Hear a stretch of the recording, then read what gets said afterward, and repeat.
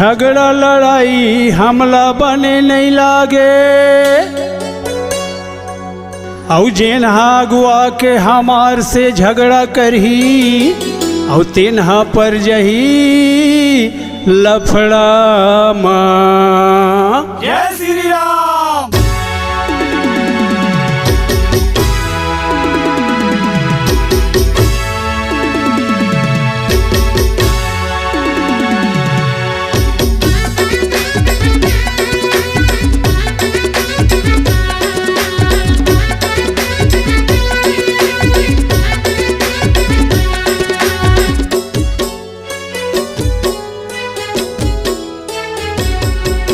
राम के भक्त श्री राम के भक्त, राम के भक्त श्री राम के भक्त।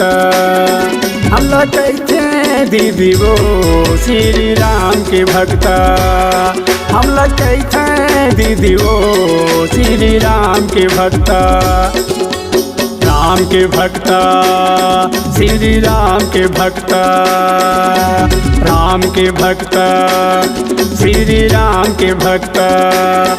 हम लोग कहते दीदी वो श्री राम के भक्त, हम लोग कहते दीदी वो श्री राम के भक्त।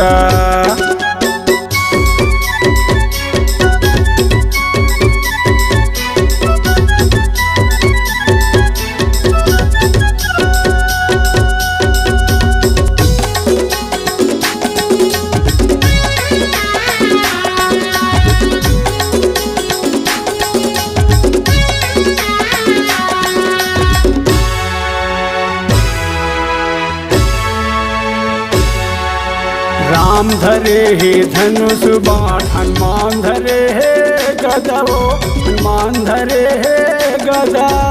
हमर से जो पंगल ही देखर देखा दे बो ददला, हमर से जो पंगल ही देखर देखा दे बो ददला।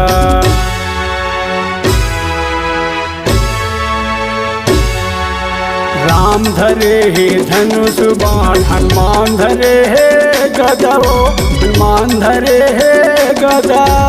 हमर से जो पंगल ही देखर देखा दे बो ददला, हमर से जो पंगल ही देखर देखा दे बो ददला। हम लोग कहते दीदी वो श्री राम के भक्त, हम लोग कहते दीदी वो श्री राम के भक्त।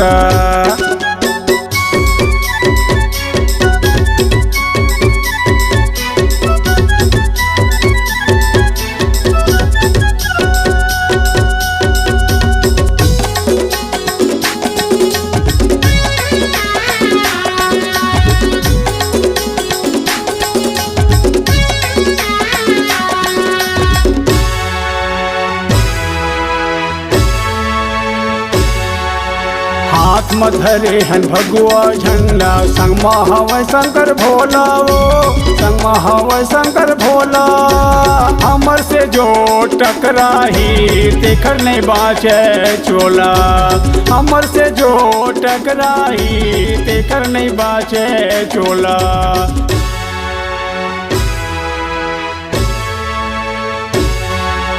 हाथ में धरे हन भगवा झंडा, संग हवै शंकर भोला वो, संग हवै शंकर भोला।